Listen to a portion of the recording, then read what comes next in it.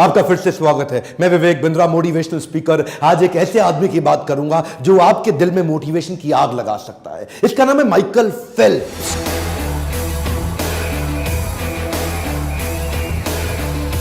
शायद आपने ज्यादा ना सुना हो, पर आपको इतना बता दूं कि पृथ्वी के इतिहास में किसी भी गेम में, किसी भी साल में, किसी भी देश में, किसी भी प्रकार से इससे ज्यादा मेडल दुनिया में ना कोई जीत सका और आसानी से जीत भी नहीं पाएगा। 7 साल की छोटी उम्र से स्विमिंग सीखना शुरू किया, इतना फोकस, इतना एब्जॉर्ब कि 10 साल की उम्र तक नेशनल रिकॉर्ड तोड़ दिए। 12 साल की उम्र में अपनी कैटेगरी के अगले नेशनल रिकॉर्ड तोड़ दिए। 15 साल की उम्र में स्कूल में रहते रहते पहला बच्चा बना अमेरिका के अंदर जो ओलंपिक्स तक पहुंच गया। उसके बाद जब तक ये स्कूल में था ना, तब तक अभी लाइसेंस नहीं मिला इसको ड्राइविंग का, लेकिन दुनिया के सारे रिकॉर्ड तोड़ दिए। और जब तक कॉलेज की उम्र में आया, अपने रिकॉर्ड पिछले फिर से तोड़ दिए। देखते ही देखते इस लड़के ने 4 ओलंपिक्स में 28 मेडल जीते।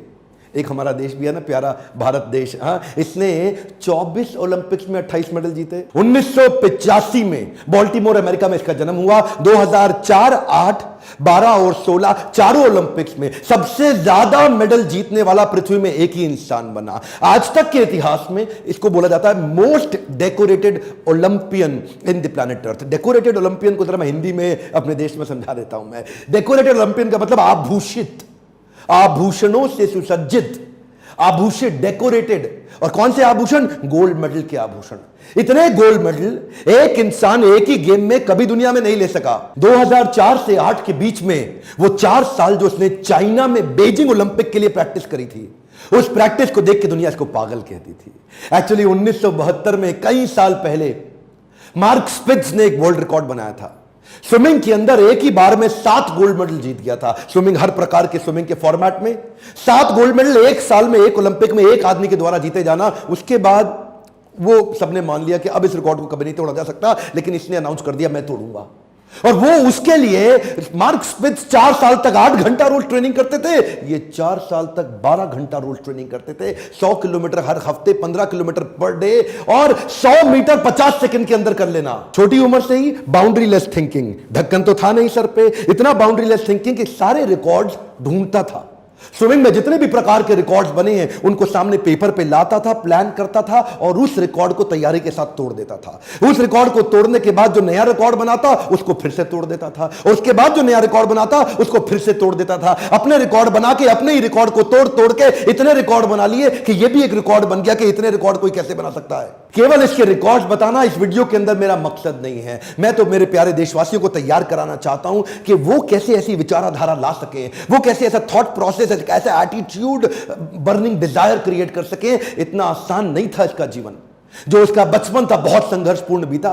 9 साल की उम्र में यह माता पिता से इतना प्रेम करता था, पर उनके झगड़ों को रोज देखता था। इतने झगड़े थे इनके माता पिता में, डिवोर्स हो गया आपस में। दोनों को साथ देखना चाहता था, लेकिन पिता ने जो इनको अबैंडन किया और पिता ने जो इनको अवॉइडेंस दिया जीवन में, उससे ये रोते थे अकेले बैठ के। लेकिन उस रोते वक्त, उस समय उन तकलीफों में शरण ली इन्होंने स्विमिंग पूल की। तभी क्या कहते थे, मेरी जिंदगी में जितनी तकलीफें हैं इसको ये स्विमिंग पूल दूर कर। अपने आप को झोंक दिया पूल के अंदर, बस अब कुछ नहीं, अब मैं केवल स्विमिंग करूंगा। और देखिए उसी समय इनको कई बीमारियों से गुजरना पड़ा। एडीडी, इसको बोलते हैं अटेंशन डेफिसिट डिसऑर्डर। ये वो एक बीमारी है जिसके कारण एक बच्चे का ना अटेंशन स्पैन खत्म हो जाता है, एक फोकस खत्म हो जाता है। वो बड़े कठिन दौर से गुजरता है, ना पढ़ पाता है, ना खेल पाता है, ना किसी से बात कर पाता है। लेकिन वहीं पे इनको उनके कोच और इनकी मां दोनों के प्रेम ने इनको सपोर्ट क्रिएट करके दिया। मां ने इनका उत्साह बढ़ाया और इनके कोच ने इनको बोला कि बेटा तेरे पास वो ताकत है, वो दम है कि तू दुनिया के रिकॉर्ड तोड़ेगा। जब जब इसकी जिंदगी में प्रॉब्लम्स और डिस्ट्रैक्शंस आई, ये पर्पस और पैशन बिल्ड कर देते थे कि जब भी इनको तकलीफ होती थी अपने आप को धक्का मार के पूल में फेंक देते थे। वो जो deep sense of purpose create हुआ, उसने इनको एडिशनल लेयर ऑफ इंस्पिरेशन और मोटिवेशन क्रिएट करके दी। ये जो additional layer of inspiration and motivation है, इस डीप सेंस ऑफ पर्पस से मेडल जीतने के बाद इन्होंने खुद माइकल फेल्प्स फाउंडेशन की तैयारी करी। बोले जिस स्विमिंग ने मुझको वापस खड़ा किया वो मैं पूरी दुनिया को देना चाहता हूं। केवल मेडल जीतना मेरा पर्पस नहीं, बल्कि स्विमिंग को लोगों के जीवन जीने के तरीके में डाल दूंगा। अपना पैसा जो कमा के लाते थे उसको अपनी एनजीओ में डालते थे, ताकि इस प्रकार से स्विमिंग का फायदा बाकी दुनिया को भी मिल सके। इनके मन के अंदर ना इच्छा होती थी टू अचीव द अनअचीवेबल।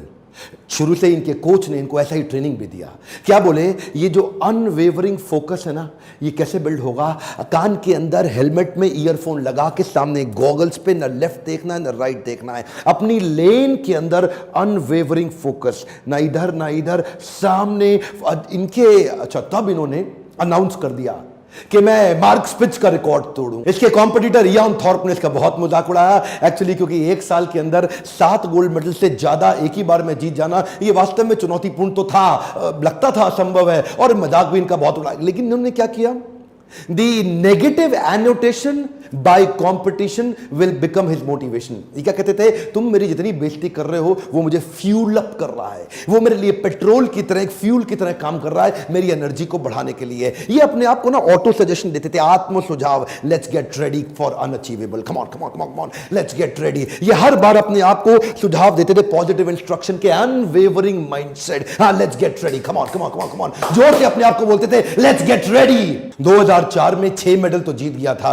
पर ये जो 8 मेडल का अनाउंसमेंट कर दिया ना इसने कि 2008 में मैं 8 मेडल नहीं 8 गोल्ड मेडल जीतूंगा, वो जो है ना वो बड़ा मजाक उसका बहुत बना कि ये अपने आप को पता नहीं भगवान समझ बैठा है। लोग जब जब इसका मजाक उड़ाते ये और चुप हो जाता और शांत हो जाता, और उसको लेके अपने लॉकर में, अपने घर के सामने, अपने शीशे पे, अपने बाथरूम में, अपने बेडरूम में, हर जगह चिपका देता। इसने उसको 8 गोल्ड मेडल को घोट के पी गया अपने अंदर कि ये तो मुझे जीतना है। इसने अपने लिए बड़े ही self punishing, harsh, difficult, tough routine और प्रोसेस प्रैक्टिस के लिए तैयार कर ली है। लेकिन अचानक एक दुर्घटना हो गई, इसका दायां हाथ फ्रैक्चर हो गया जिसमें हड्डी अलग अलग हो गई आपस में। मना कर दिया डॉक्टर ने, बोला बीजिंग ओलंपिक्स में तू पार्टिसिपेट नहीं कर सकता, खत्म हो गया तेरा हाथ, तू हाथों का इस्तेमाल अब स्विमिंग में नहीं कर सकता।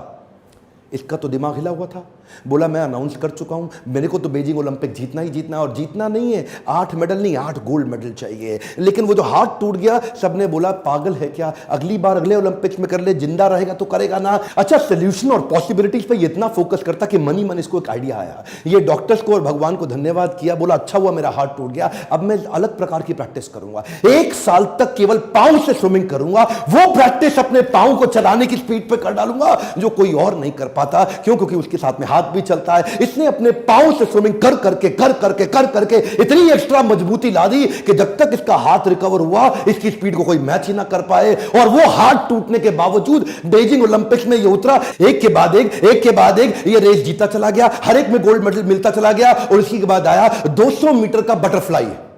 ये जब 200 मीटर के बटरफ्लाई में भाई साहब कूदे तो इनका जो गॉगल्स था वो क्रैक कर गया, और जो गॉगल्स क्रैक हुआ ना, रेस चालू हो चुकी है, अब रुकने की कोई संभावना नहीं है। लेकिन गॉगल्स में पानी घुसने लगा, वो पानी घुसने से इसको डिस्टर्बेंस हो रही थी, पर ये रुका नहीं, बाहर से देख के किसी को पता नहीं लगा, ये पूरी तेजी से चलता रहा। क्यों? उसकी पुरानी हैबिट और उसकी प्रैक्टिस, उसकी स्पीड उसको काम आ रही थी। इसने गिने हुए थे कि हर 20वें हाथ पे मेरी एक ब्रेथ पार होगी, हर 20वें हाथ में मेरी दूसरी ब्रेथ पार होगी, और फिर 20वें हाथ में मेरी तीसरी ब्रेथ पार होगी। वो कैलकुलेटेड टाइम और उस फोकस के साथ 100 मीटर के बाद अंधा हो चुका था। ये कुछ नहीं दिख रहा था, लेकिन अब किसी बहाने का टाइम नहीं। एक भी मेडल में सिल्वर या ब्रोंज आया तो 8 का रिकॉर्ड खराब हो जाएगा। ये हाथ पे हाथ मारता चला गया, और आखिरी 20वें हाथ पे जब फर्श छुआ, गर्दन उठाई और ऊपर क्या देखता है, ऊपर लिखा है WR। क्या? WR का मतलब है वर्ल्ड रिकॉर्ड।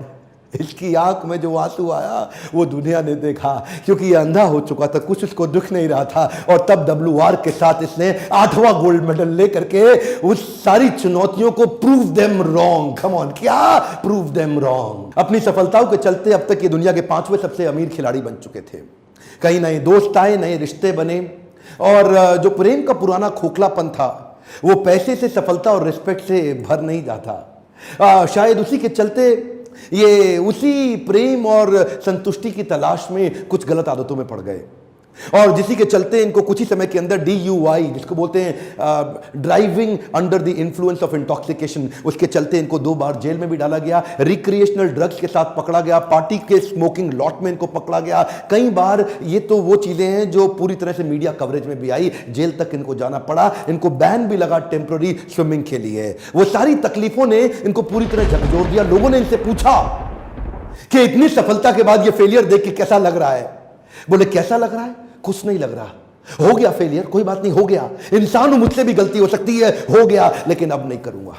मैं इतनी दूर आया हूं यहां तक रहने के लिए नहीं और आगे जाने के लिए। अब नहीं करूंगा, जो हो गया पुनर्जन्म, नया जीवन स्टार्ट, रीस्टार्ट करने जा रहा हूं। बाउंस बैक किया, वापस खड़ा हुआ, उधर सपोर्ट सिस्टम काम आया। इसकी माता जी जो इसकी मदर थी, जिन्होंने इसको आज तक इतना बड़ा ताकत दी, और इनका वो इटरनल कोच जो आज तक इनका कोच है, जो बचपन से इनका, उन्होंने आकर के इसको खड़ा किया। इन्होंने दूसरे स्पोर्ट्स में नजर डालनी शुरू करी कि बाकी खिलाड़ी कैसे खेलते हैं, वापस खड़े हो गए।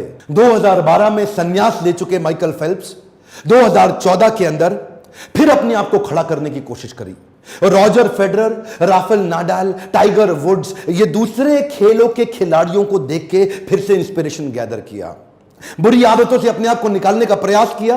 कृष्ण कहते हैं गीता के अंदर, भोग ऐश्वर्य प्रसक्ता नाम तया फृत चेतसाम व्यवसायत्मिका बुद्धि समाधो न विधीयते। जो आदमी भोग और ऐश्वर्य, भोग ऐश्वर्य प्रसक्ता नाम, भोगा इंजॉयमेंट और ऐश्वर्य मतलब पैसा, धन, धनाढ्य, जो भी आदमी भोग ऐश्वर्य प्रसक्ता नाम इन दोनों में अटैच होता चला जाएगा, उसके साथ क्या होगा, व्यवसायत्मिका बुद्धि, उसकी फोकस्ड इंटेलिजेंस, समाधो न विधीयते, वो समाधि में प्रवेश कर ही नहीं सकता। समाधि का मतलब क्या हुआ, अनवेवरिंग इंटेलिजेंस, वही इंटेलिजेंस जिसने इसको 2008 और 12 में सफलता दिलाई, वो इंटेलिजेंस गायब होती हुई दिखाई पड़ी। क्यों, भोग ऐश्वर्य प्रसक्ता नाम, दुनिया के 5वें सबसे अमीर खिलाड़ी बन चुके थे। भोगा और ऐश्वर्य ये आपको गोल से हमेशा दूर कर देगा। आपके लिए लेसन है, कम ऑन, आपसे बात कर रहा हूं, ध्यान दीजिए। भोग ऐश्वर्य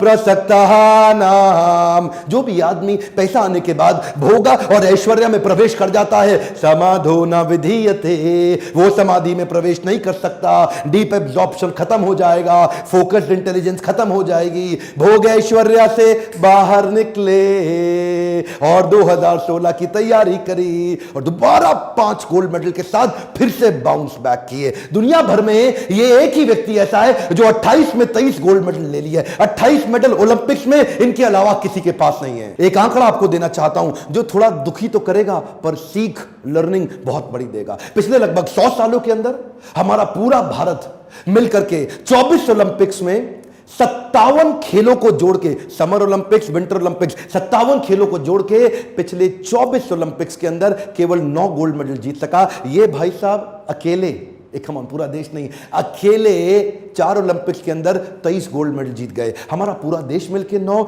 ये अकेला 23 गोल्ड मेडल। इसमें और हमारे में एक कॉमन चीज है, वो क्या है, हमारे भी टोटल 28 मेडल हैं, इसके भी टोटल 28 मेडल हैं, लेकिन इसके 28 मेडल में 23 गोल्ड हैं और हमारे 28 मेडल में केवल 9 गोल्ड हैं। ये पूरा देश मिलके इसकी एक आदमी की बराबरी नहीं कर पा रहा। आपको एक माइकल फेल्प्स का सारांश में मैसेज दे दूं, सैटरडे हो या संडे, हॉलीडे हो या बर्थडे, क्रिसमस डे हो या एनी डे, साल में 365 दिन और लीप ईयर में 366 दिन, 12 घंटे का ट्रेनिंग रोज करना है।